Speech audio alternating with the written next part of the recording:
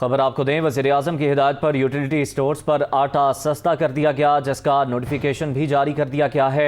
Utility stores पर आटे का 20 किलो का थैला 180 रुपये सस्ता, 20 किलो आटे का थैला 980 रुपये से कम करके 800 रुपये कर दिया गया है। 10 किलो वाले आटे के थैले की कीमत में 90 रुपये की कमी की गई है।